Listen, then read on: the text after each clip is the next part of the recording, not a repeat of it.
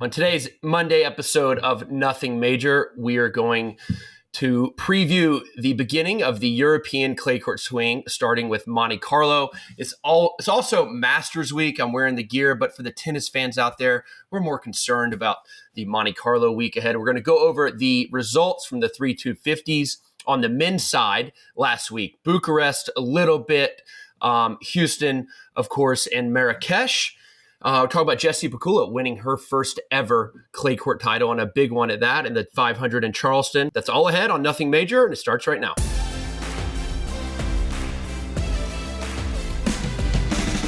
Welcome back to Nothing Major. John Isner with the whole crew once again. Stevie Johnson, Jack Sock, Sam Query, and the team at SIF Creative is joined us as they always do. So we are back. It's a clay court swing coming up. Monte Carlo, the first massive clay court event of the year, is ahead. We are going to get into that, but first, Sam had a couple rants on a group text. I'm only going to go over one because it's actually, it has a lot to do with tennis. But Sam's take right now is that tennis nutritionists, or just nutritionists in general, are completely useless. Yeah, I disagree. Stevie shook his head. Disagree wholeheartedly. Jack, where do you stand? Because I feel like Sam might be on an island here. Jack, where do you stand? Can I just clarify before Jack answers? Like completely, just generally useless. No, don't go backwards. That's fair enough. Sam says that nutritionists, I put the word completely in there, and that's my bad. He says that nutritionists are useless. Jack, real quick, I just want to see if Sam's completely on an island. Okay, I think that's completely useless, especially with the amount of information and access you have to things online now, to other people. If you're in a sport specific or a very specific like role for that nutritionist, they're traveling with you and they're helping you, like you have a lot of like very specific needs that you whatever, then maybe not as much. But yeah, a general nutritionist I think is completely useless. I mean, I understand if you're a weightlifter, you're like, all right, I'm trying to put on 90 pounds of muscle. Okay. But if you're like, why would anyone need a nutritionist? Like, if you're not eating well, like you need the nutritionist to like tell you what to eat. You know that the candy bar is not good. If you want to lose weight, you should go eat like carrots and broccoli. I mean, it's not rocket science. Drink water, There's not more soda. science to it than you think. Like what? Of course there is. There's an intake of like fats to carbs to proteins, time of days. Dude. Not for the average person. As the resident fatty on the podcast who lost a lot of weight thanks to Christian Locasio, I was on a strict regimen, diet, time of day, you name it. He's done it with multiple people. I'm not going to throw anybody else into my category. Look, it is a science. You have to do it correctly, because that's why I said it's a very specific thing. Your everyday person, useless. Athletes that need it, perfect, like macros and counting the whole thing. Like, yeah, you might need somebody with athletes, not with just like Bob Smith that lives down the street. Okay, so when you said, I thought you were talking about like, tennis specific. So you think there's a lot of application in sports? I still don't think it's like a huge necessity for an athlete. Yeah. Just eat healthy or not eat healthy. You know what's right and wrong. Nah, I might have changed my tune. Like, I never had a nutritionist, but like, you're kind of right. Like, you had a great metabolism and a great thing. Like, look, try being in my body. I know the stuff that I eat is garbage. I have probably the worst diet on the pod. Yeah, you don't think you could have benefited from a little nutrition? Yes, yeah, I could have, and I know that. Because you couldn't do it yourself. I mean, unless the nutritionist is holding my hand and physically feeding me the food, I'm going to cheat on the nutritionist and still eat the other stuff. I mean, like not to eat French fries for your carbs the night before a match. Eat a sweet potato, right? Like, people know that. Yeah, you're an idiot if you think otherwise. I've had dinner thousands of times with Sam, and this has never crossed his mind. Yeah, that's what he's saying. All right, I'm not saying I have fair enough. You actually, like, I might have been you might have just swayed me to your side a little bit, Sam. Yeah, it's just a lot of basically just common sense. Like, just be disciplined. Don't eat the candy bar. Don't drink the soda at 9 o'clock. Common sense. I'm sorry to our listener that if we have a nutritionist listening to this and an avid member of the pod, I had a lot more use out of like getting like your blood tested and seeing like what your sensitivities are and all that, and then you can literally just make your own plan. Like someone being like, because it's different for everyone. Yeah. Exactly right. There is a science to that, like what you're sensitive deficient to. in all that. For Jack, for you, like in what as much as you sweated, you needed to replenish what you lost every time you played in hot and humid conditions. I was different than like people just eating like protein and veggies, and I had to pound carbs, especially if I was playing in like a hot thing, like obviously pasta, like all that, just so I could have some sustainability out there when I was playing. So, but I also knew that, like kind of like Sam said, I just figured it out from there. Sam, I think you swayed me a little bit. You and Stevie are on complete polar opposite sides here. We might dig in this a little bit more, but we're not going to go into it anymore. We're going to talk about the week right now. We're going to talk about the week that was on the ATP Tour and the WTA Tour. Let's start with Houston. A player won the tournament that was on no one's radar, and he should not have been on anyone's radar of us four. He came out of qualifying. We know he's good. He's been top 40 in the world. Jenson Brooksby comes through qualifying, saves match points on a few occasions, and takes the title in rather easy fashion over Francis Tiafoe, 6-4, 6-2. I think I saw that his ranking going into this tournament was like 530. He's had a lot of unfortunate situations happen in the last 2 years. He got hurt with the wrist injury, then he got suspended because he missed 3 drug tests. I think we all empathize with him that's really ridiculous. He missed about 9 months or a year with suspension. Then he had a wrist thing. Then he had a shoulder thing. Now he seems to be back fully healthy. Jack, what do you think about that? And also, have any of y'all played him before? I played him once, but Jack, I want to start with you. What do you like about his game? I think we obviously all know he's got a very quirky game, very unorthodox. Yeah, strokes look a little funky. His style's, but he obviously, again, I hate to use the thing ball striking, but he does just hit the ball clean. His strategy and like his game, like he does whatever he does very well, and he's able to somehow dictate points. And I felt like he is very in control of what he does. And I think we could definitely see him back in the top 100 by the end of the year. I went back and I watched the highlights of the final this morning. I feel like Francis just played so tentative and just so was it windy or the court looked a little slippery cold. Or wet or cold? Okay, it's cold. I don't know. Francis just looked very not really like he was trying to go out there and win that tournament or that title, like with his style of play where he can usually kind of bully people around and be aggressive. But all credit to Brooksby. He went out there, like I said, he executes what he does very well. And like you said, John, his very comfortable final. I was shocked at that. Jenson is a unorthodox player, and especially on those clay courts at Houston, we know how slippery it is. Like the movement is tricky. He's got like the drop shots, the angles, the awkward. Just doesn't look like it's kind of like Medvedev-ish. Just the way it looked. Doesn't look pretty, but it's super effective. And playing Francis in the final, he was 2-0 against him going into the final, like pretty convincing wins over him, and got a third one. But he saved match points 3 times. First round of qualies, second round, and semis. Like that's pretty impressive to do in that stretch. So kudos to him. I think has a really good chance to get back in the top 100. I mean, he's just got 250 plus points in this event. He's got the rest of the year. He's going to be in all the big tournaments, the ATP events where he can, gain a lot of points and a lot of momentum. But, good for him. The last few years has been extremely hard. And he's got a great team around him. Ryan Williams is helping to coach him. So just happy to see a kid that kind of had some bad breaks the last, 24, 30 months to win a title and to do it at home in Houston in a friendly environment. So not to mention like wild cards for this summer, but for the U.S. now, he's probably going to get a lot of opportunities now for more points and everything. So yeah, that's a good point. I think he's a lock to get in the top 100 soon. Saving 3 match points, winning the tournament, like Jack said, the opportunities are pretty much endless through the summer. He'll get a wild card everywhere. He's like a fun player to watch. He plays like Fabrice Santoro kind of with the two-hand volley. Like I really enjoy watching him.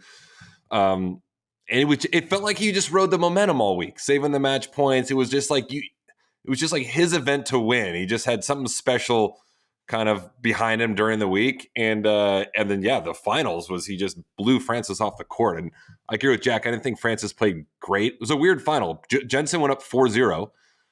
And then Francis got it back to 4-4. And you're like, okay, Francis has figured it out. And then from that point forward, Jenson just blew him off the court. Won that first 6-4 and then the second 6-2. So good for Jenson. Not to take anything away from Jenson, but Francis is 3-7 in finals. Is that like a confusing stat for you guys? For a guy, I think he's like a big match player, always kind of shows up. We see him at the US Opens and stuff, like take care of business in big moments. It seems like a odd stat for Francis to be 3-7 in finals. We'd have to go back to his previous finals. I mean, he lost to Shelton last year in Houston. I mean, obviously, when you're in the finals, you're likely playing someone really, really good. So. Somebody good, but I mean, his finals are, Houston, a couple times, Cincinnati, Tokyo, Estoril, Vienna, another Estoril. Yeah, I just feel like, Francis he's got that aura around him. I feel like when he gets those big moments, he just is going to get it done. I don't know if that's just a me thing or, obviously the stats don't back that up. Yeah, it feels like that. He is a big match player. I think in particular because everyone has seen him play in these massive matches at one of the biggest stages in tennis, the U.S. Open. But prior to a few years ago, he would a lot of times play great and lose these classic 5-set matches in big Grand Slam tournaments. I think he first got over the hump. He beat Tsitsipas in a big match at Wimbledon some years ago.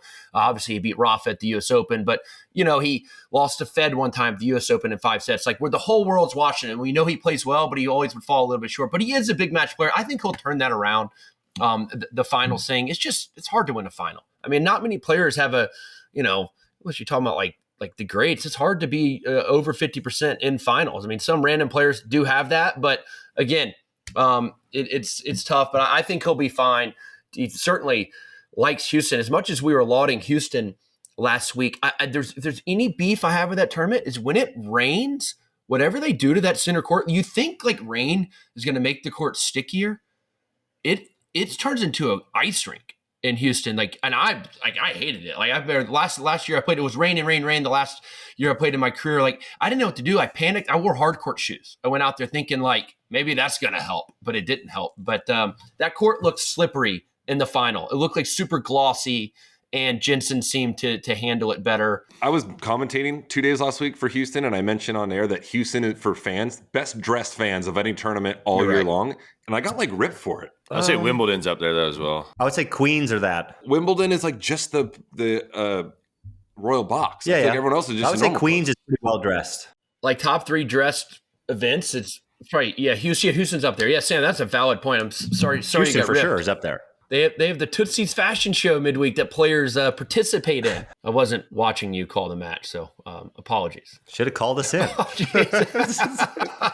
All right, look, congrats to Jenson Brooksby. It's awesome to see him back. As we mentioned, he's been through a lot lately, and to win his first title in Houston is a huge effort. We're going to go to someone else who also, there were 2 first-time winners on tour this week, and this happened in Bucharest. Okay, we probably weren't paying too much attention to Bucharest, but Flavio Cobolli from Italy went into Bucharest on a 7-match losing streak and leaves Bucharest with the title. We spoke about this a little last week when I won Miami. I was playing crap before that tournament. You can turn things around very quickly on tour. Cobolli certainly did that and beat a very, very good clay court player in the finals in Baez. So the Italian Cobolli is someone who is a real trendy pick to maybe even break out this year. Hasn't happened. Do we think, just real quickly, Jack, I'll start with you again. Do you think this could be something that obviously he can build on this, but do you think this could spur him on to some really big results on the clay court season the rest of the way through the French Open? I think so. I remember watching this guy last year somewhere, and I thought he was before Fonseca and stuff. I was this dude is the next guy. Again, the company On, obviously they pick him very well. He's another On guy, and he's already top 40 in the world, and he's now just won a tournament. I think that's only going to help him the rest of the year, or the rest of even the clay court season. I think he probably the confidence he needed from one awesome week like that, and then probably off to the races now would be my guess, because the guy is very good. I think he's really good, but I'm not going to give him the off to the races. I think he'll win some matches at Madrid, Rome, Monte Carlo, and hover around 40. Yeah. I like him though. I hope he proves me wrong. But that's what, if I had to make a choice one way or the other, I'm leaning with that. We could set an over-under. I'll take over-under. Take under. All right, there it is. 33 and a half. One more event that went on, which is not on the ATP Tour calendar, the UTS event in Nimes. That was played in front of 12,500 fans. This massive, it looked like a coliseum. I guess they're calling it an amphitheater in Nimes, and actually looked really, really cool. I like what UTS is doing. I like that they don't have the doubles alley on the court. Players hit shots around the post. Casper Ruud won it. He loves clay courts. We know that. He took home $300,000 for winning the event. I'm assuming he also got an appearance fee as well. So very lucrative week for him. So he taking home $300,000 just by winning the UTS event is the same amount of money that all three of the winners won combined from Houston, Marrakesh, and Bucharest. So, I mean, like, what do y'all think about UTS? I've been kind of lukewarm on the event. I think they really knocked it out of the park with this one in Nimes, and the fans were into it. It was great. They had had a lot of great talent. Casper, Rublev, Dumanur. I've gotten roasted for saying is Dumanur apparently or something. No. Is it actually? Manure? All right, Demonauer. Ben Shelton, as I mentioned. So, like, what do y'all think about this particular UTS event in Nimes? Sam, let's start with you. It was unreal. The amphitheater, the photos, it looked as closest to what you get from like a gladiator back in the day in the like current day tennis. And they're like, UTS are strategically picking good weeks, good days in the calendar. I was kind of with you, John. If like you asked me this question 3 years ago, I'd be like, it's all right. It'll probably fizzle out.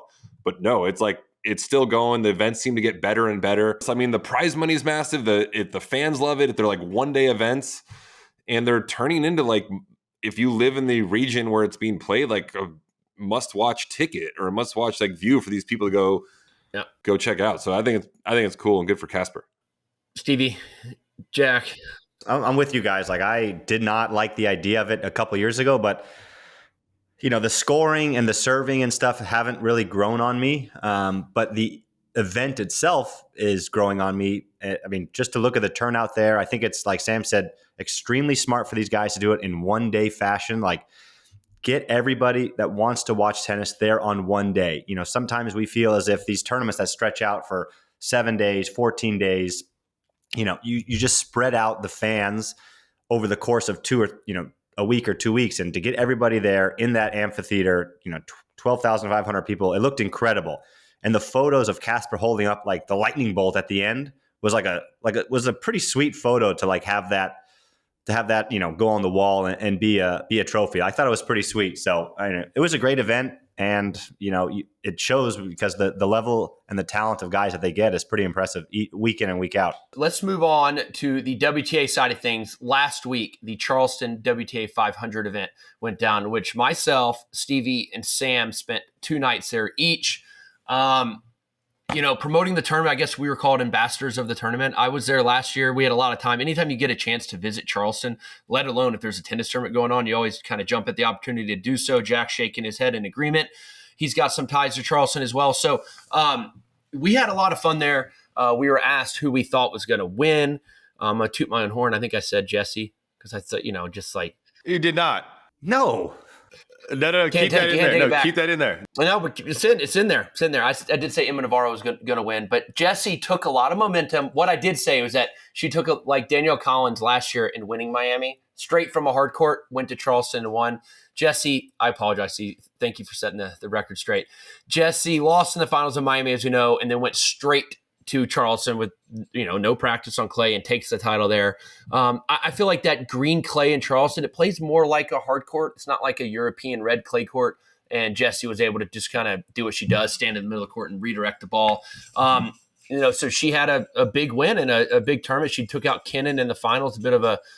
We've seen it lately of Kennan. She's starting to play a lot better. So that was a big result. But congrats to Jessie. Let's talk about our experience in Charleston and what we thought of that tournament. What Bob Moran and Ben Navarro are doing with that tournament in Charleston. I'll just say it real quickly. The tournament's amazing. And crowds they have for a qualifying. They just do a great job promoting our sport, promoting the women's game in Charleston. Sam, why don't you talk about your experience there? Yeah, we were there on Sunday of qualifying, walking around the grounds. You would have thought it was a final. It was packed with people. The grounds are immaculate. The field is incredible. The player area, like where they eat and stuff is awesome. I'd never been to Charleston. Downtown, so cool. I was always jealous that we didn't have a men's tournament there. And now I don't even play tennis anymore, but like I'm more jealous that the guys don't get to go there because it is incredible. Bob Moran and Ben Navarro like crushing it for tennis, especially on the women's side. And I think I saw too, starting next year, they're like doubling the prize money. So like they're going to be like kind of the same level as men's 500. And they didn't need to do it, I think, until 2032. So they're just like right away next year making a massive impact on the women's game, and good for them. All right. Well, I'm gonna let Stevie, let you go next, and you were the one who actually to correctly call Jesse, it's not me. Thank you. You know, I guess what I'll ask you, Stevie, do you think it's hard to quickly transition from hard courts to clay? I mean, that's a quick turnaround. I mean, that's like a couple day turnaround. Is that really difficult, or is that a little bit overrated, that transition that I think a lot of fans and a lot of players talk about? I think it's so overrated. Sorry, I just had to say that. Okay. Yeah, gosh, it's so annoying. Yeah. Fair enough. Okay, yeah. So overrated. Okay. You wanna let me give my reasonings, or should I just be quiet and you can continue your angry I'm morning? on your team. I just was pumping you up. When I won Houston twice, I practiced 0 days on clay going to the tournament, coming from Davis Cups, etc. The years that I was like at home practicing on clay, I would lose first round every year. So, you know, it was more for me to get there on clay, just to feel the balls, feel the courts, just kind of feel that the surface underneath you. And then for Jessie's sake, you know, she had just made finals in Miami. She's had a great year so far. For her, it's to go out there and compete. You win your first match, you win your second match, you just kind of get the ball rolling. And confidence is so important. So once you get those first couple matches under your belt, then you feel right at home. So I think I would have a different tune if I were to never play a clay court match and then, you know, go start in Rome maybe. Maybe I would like to have a couple days of practice. But when I'm playing a bunch of other Americans who have no idea what they're doing on clay in Houston, I felt pretty comfortable that my movement was not going to be the issue. So I don't think it's that important. I think, you know, if you know how to play on clay, you can pick it up quickly. Like we can all pick it up as quickly as the next guy, and we just get a little bit better. It's like riding a bike. You just never forget. You just get a little bit better each time you get out there. Jack. Yeah, I thank you for using the word overrated. I think that the exact same. I think anytime we've all played on every surface enough. It's not like you're going out, you're like a newborn baby on like clay courts. You have no idea like what to do. And like, you've been doing it since you were a junior. Now you're at the professional level. We play enough tournaments on it. So I think the time needed to get used to it is minimal for people at the pro level. And obviously just showed with Jesse turning around and winning. So always was fine with literally a day, maybe two of practice on clay courts before playing, or even going right into it. But she now has 25 wins on the year. That's number one on the Hologic WTA Tour, and she now will become the number one ranked American as she takes over Coco Gauff, and Jesse will rise to number 3 in the world as the number one ranked American. So she's on a heater so far this year. Awesome for us. We're all big fans of Jessie. She's an incredibly nice person, and certainly has a lot of momentum heading into, I imagine Madrid will be her next tournament. Don't exactly know her schedule, but she can play well on all surfaces. She just proved that. I mean, clay's probably not her favorite surface. The green clay is a little different than the red, but she's going to go into Europe and those big tournaments with a lot of momentum. Sam, if anything else to add from Charleston and Jenson Pegula going forward? Anything? No, we're going to do Gossip Corner, but we're ending Gossip Corner because it just didn't take off like I thought. Only gossip is Wozniacki's pregnant, but it's not gossip because she let everyone know. Okay. I did yesterday. I want to quiz Isner on something right now. You know, like Gen Z terms? We call this Quizner. Wow. Okay. I want to see what I'm going to give you a term, Gen Z term. Awesome. You tell me what it means. First one, slay. It means like crush it. Jack, you can verify because you probably know the answer. I know that one. Yes, yeah. There's multiple meanings to slay, but yeah, that's one of them. Yeah. Yeah, Jack will verify because I'm also lost here with John. Slay, you got that one right. Next one, bet. Like I got you. Like yep. It means like yep. Like cool or something. So it's like bet. Probably, you got it. Wait, Sam doesn't even know the answer to his own questions again? I know the answers, dude. I mean, was I right, Jack? Was I right? Yeah. Bet. Like, all right. Next one, Rizz. John's got no Rizz. I can only guess. Okay, it's like aura. Is it aura? Yeah. Use context clues right there. I gave that away. I wasn't gonna guess that. No way. I wasn't. Next one, sus. That's suspect. Oh, like his back. Right. Yeah. That one's stupid. What about bussin'? Bussin'. BUSSIN. I don't know. I mean, the only thing I think of is like the podcast Bussin' with the Boys. Like that's how they spell it, and it's like chilling. Maybe it's because they're in a bus. I actually don't know. What does this mean, Jack? Yeah, you could. Yeah, how it depends how you. Yeah, bussing. I don't know. I guess we need a fan to You can use a Gen Z fan. I should have had the definition with me, well, but you I can use don't. it. You can use it. You I can got use it two in more. multiple ways. more, So go. I'll leave Go. those off. Mid. Oh, like not good, average. Wow. Average, like yeah. Last one. Simp. Simp. I've Simp. heard that term. He's like a loser or something. Like he's a simp or something. Like he's a loser. Yeah, that's kind of close, right, Jack? Like Again, you can use it multiple ways, but like simp can be in a naughty way. But yeah, simp is also, you can also just be like, it's also could be short for like sympathy. You're showing sympathy towards somebody. Like, yeah, like dude's a simp. Oh, all right. You actually did better than I thought. Yeah. Good job. That That's all I wasn't got. that For you. hard. I should have gotten Rizz, short for charisma. Rizz. Rizz is a good. That's like the best one I have too. anti-Rizz. Yeah, you're anti-Rizz. You have anti-Rizz. Yeah, that's Fair enough. Isner the Rizzler. the Rizz. Thanks for that. Impromptu little segment there, Sam, and that took place of that one. of Gossip Corner. I didn't want to lead Gossip Corner. You sure did. Because like I feel.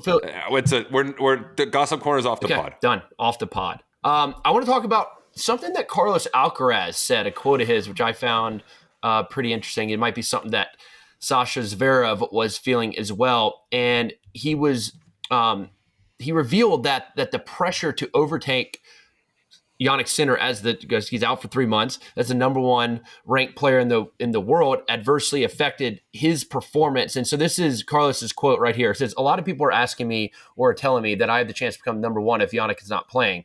So probably that pressure has killed me in some way." Are you surprised to hear that from Carlos? Like, I particularly am. I'm surprised to hear him open up like that. I love that he is opening up about it.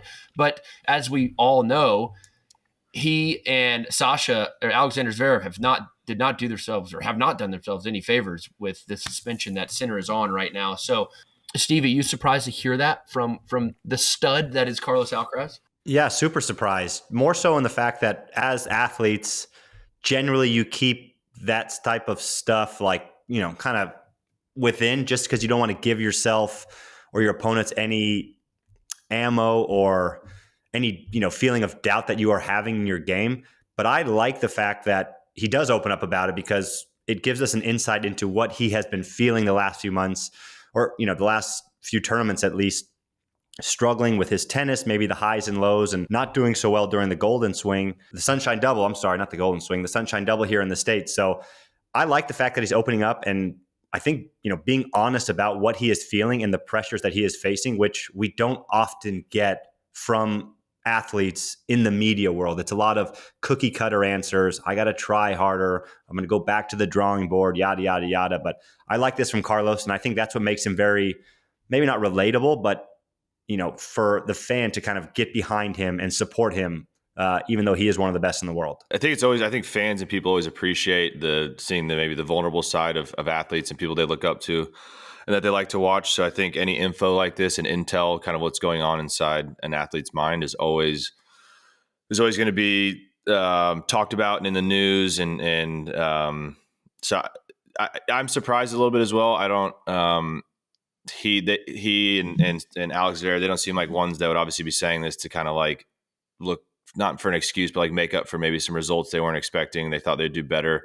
But yeah, I think even as fellow players, it's always nice and cool to see other guys open up and other, women's athlete open up. But I think, I think Alcaraz is probably a lot more going on in the mind, as we all know, than people think. So yeah, it's cool to hear. I think that quote from Carlos is actually a good little segue for our next segment, which we are going to go over the big clay court swing that culminates, of course, with the French Open. It all starts right now with Monte Carlo, but we're going to talk about the big four events, the three Masters events: Monte Carlo, Madrid, Rome, then, of course, the French Open. On the ATP side, like, who do we think is going to have the most clay court wins throughout the swing? Who's going to have the most titles? So, Jack, I want to start with you.